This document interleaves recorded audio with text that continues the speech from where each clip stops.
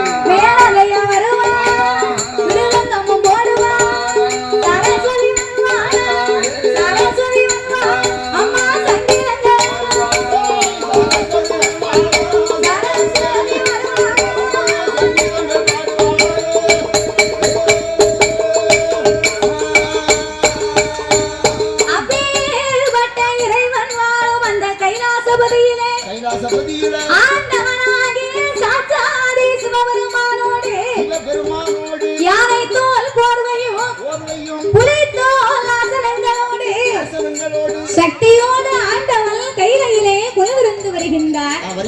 அப்படி கொலுவிருக்கும் இறைவனாகிய சிவபெருமான் 7 14 உலகத்தையும் இறைவன் படைத்து 224 புவனங்களையும் ஆண்டவன் படைத்தார்.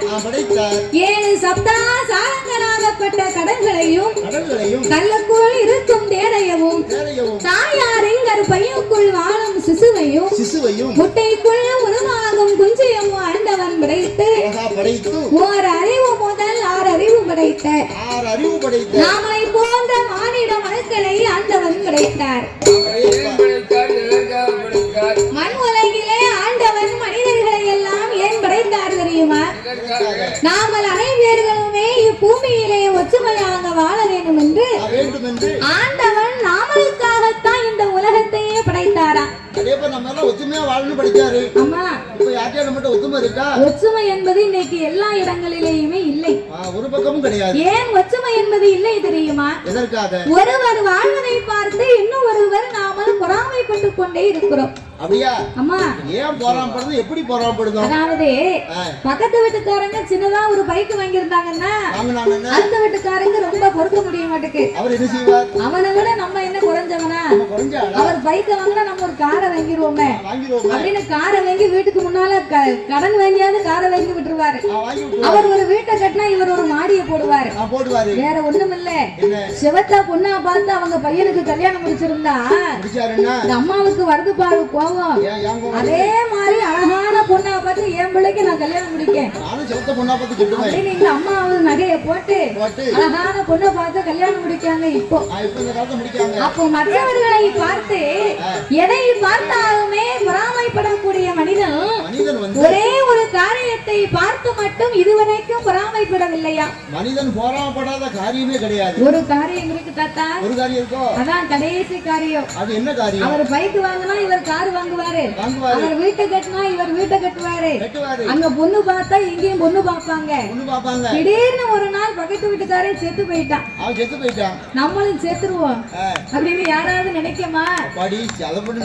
அப்ப மரணத்தை பார்த்து மட்டும்தான் மனிதன் இதுவரைக்கும் பொறாமைப்படவில்லையா?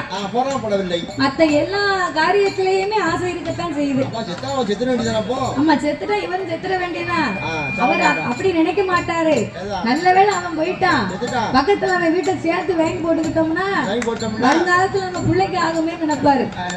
அப்போ இந்த உலகத்திலே ஆண்டவன் ஒற்றுமையாக வாழ வேண்டி நாமளை படைத்து சிவன் வடிவத்திலே ஆண்களையும் சக்தியின் வடிவத்திலே பெண்களையும் படைத்து ஆணுக்கும் பெண்ணுக்கும் ஆண்டவன் அகில உலகத்தை உண்டு பண்ணி நாமளுக்கெல்லாம் 6 அறிவை கொடுத்தார். 9 தத்துவத்தை படைத்து மனிதரா பிறந்தவர்களுக்கு 3 ஆசைகளை கொடுத்தார். மண்ணாசை, பொன்னாசை, பெண்ணாசை. மண்ணாசை பொன்னாசைனா இப்ப மண்ணாசை இருக்குன்னு வைங்களேன். அண்ணன் தம்பி 2 பேரும் இருந்தாங்கன்னா அவ ஐயா போறதுக்கு முன்னால இருக்க இடத்துல வயக்காட்டுல குறுக்க ஒரு வரப்ப போட்டு மேல் பக்கம் அண்ணனுக்கு கீழ் பக்கம் தம்பிக்குன்னு பிரிச்சு விட்டுருப்பாரு. எதுக்கு? 2 பேரும் பாடுபட்டு சாப்பிடட்டும்னு. இவங்க 2 பேரும் பாடுபட்டு சாப்பிட வேண்டியதானே? செய்ய மாட்டாங்க. இந்த அண்ணன் இருக்காரு பாரு, அவர் காலையில வயக்காட்டுக்கு போனாருன்னா அண்ணன் வராரான்னு தம்பி வராரான்னு லேசா மேப்பார்வை பாப்பாரு.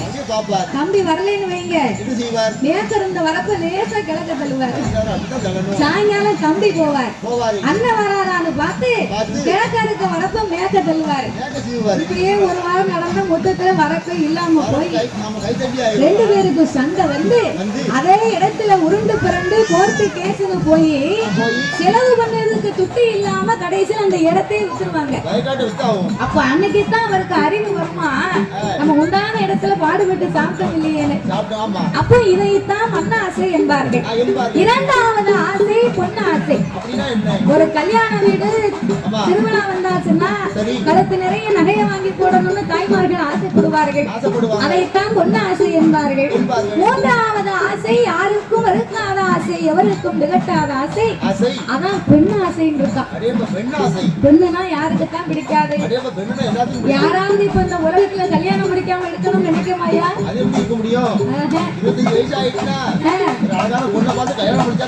கப்பல்ல பொண்ணு வருவதா எனக்கு ஒண்ணு எங்க அப்பனுக்கு ஒண்ணுன்னு கேட்பானா.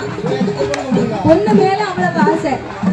அப்ப இந்த 3 ஆசைகளையுமே முக்கண்ண நாமளுக்கு கொடுத்து என் சான் உடம்பை கொடுத்தான், ஒரே ஒரு சான் இந்த வயசை வயத்தை கொடுத்து என் உடம்புல இந்த ஒரு தான் வயத்தை கொடுத்ததுதான் பெரிய தப்பு.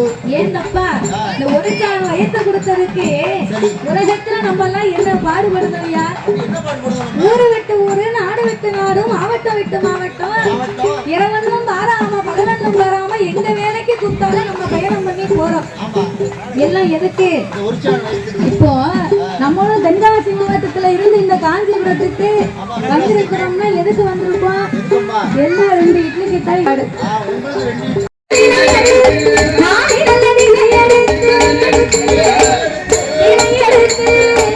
அவர் நாடு எங்க மரியாதை அவர் நாடு எங்க மரியாதை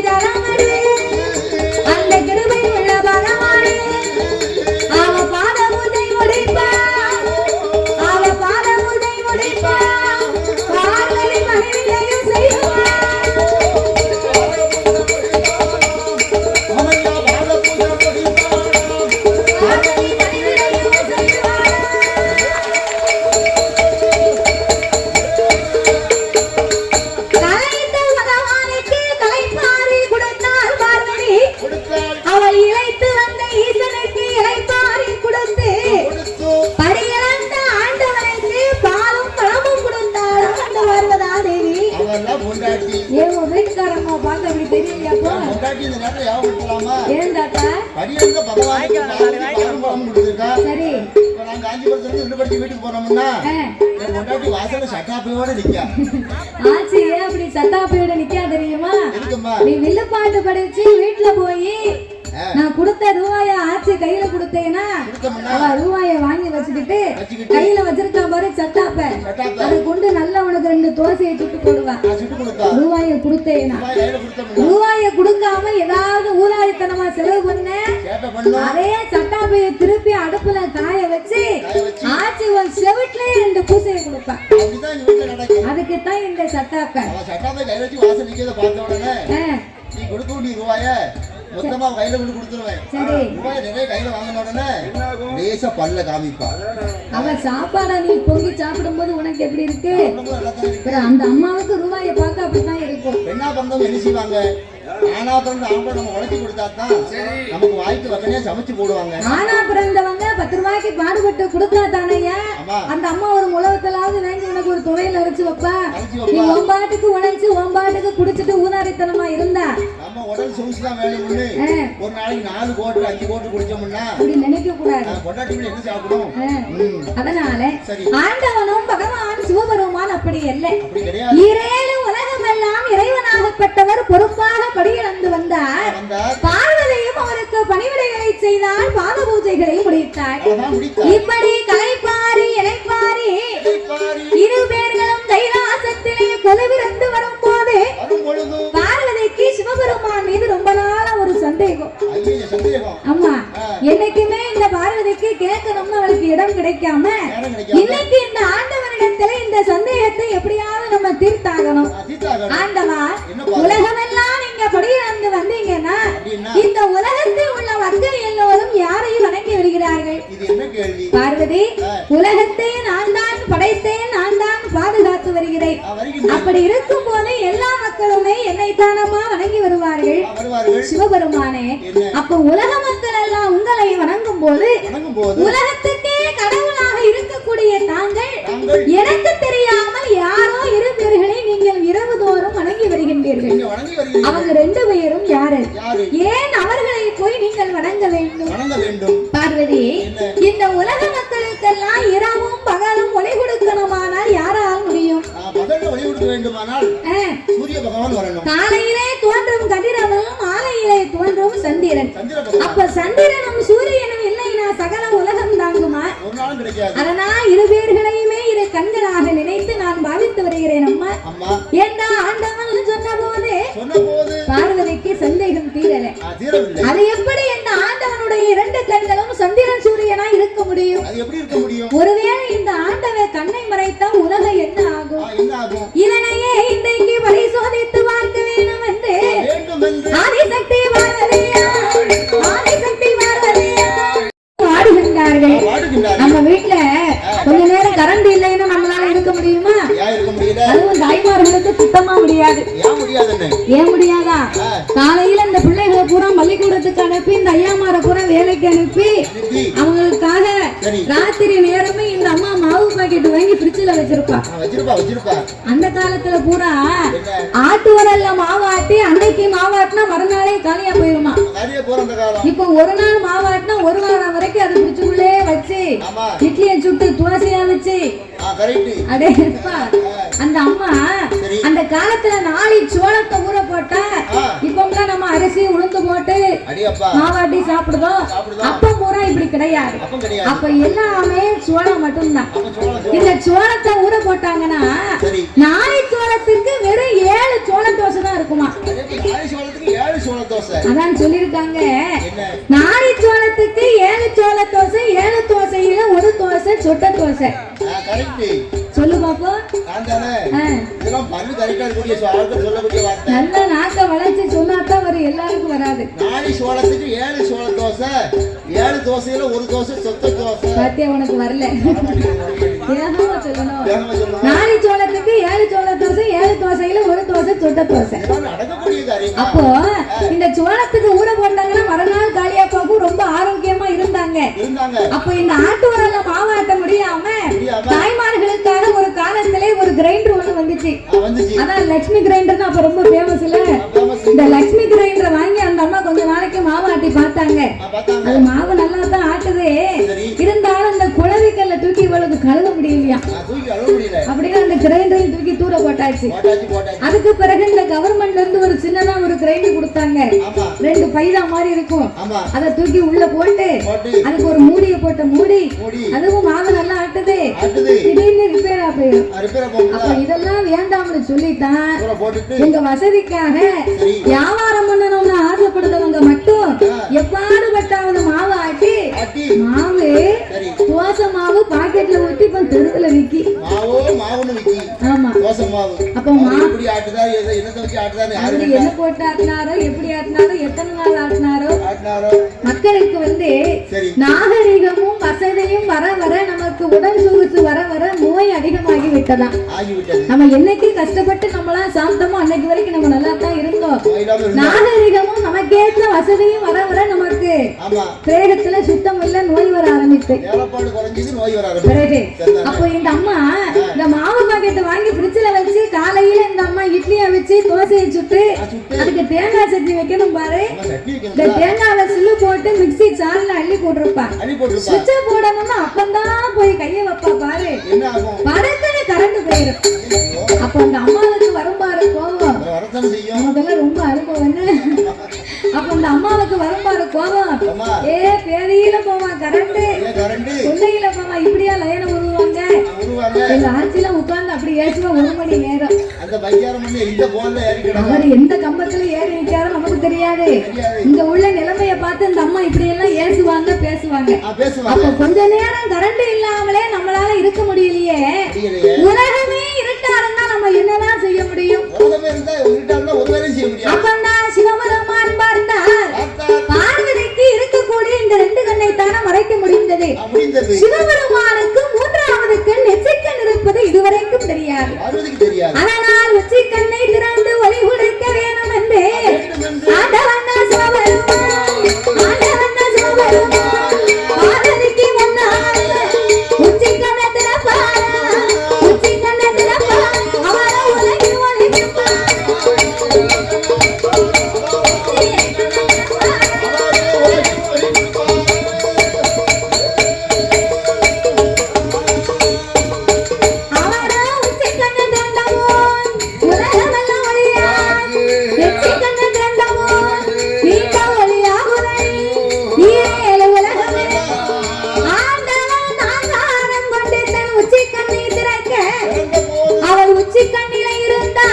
பொறிகள் பறந்து ஆங்கார ஓங்கார ரூபங்களை கொண்டு காளி அம்சத்திலே வீர சுரூபத்தோடு ஒரு அழகான பெண் வந்து பிறந்தாள். ஆண்டவன் பெண்ணை அழைத்து, தாயே நீ ஆட வேண்டாம் ஆட வேண்டாம் ஆடாடி போட வேண்டாம். என் உச்சி கண்ணிலே காளியின் அம்சமாகவே பிறந்ததனாலே இன்றைய நாள் முதலாக உலக சக்தி உச்சினி வாகாளி உன் பெயர் அம்மா.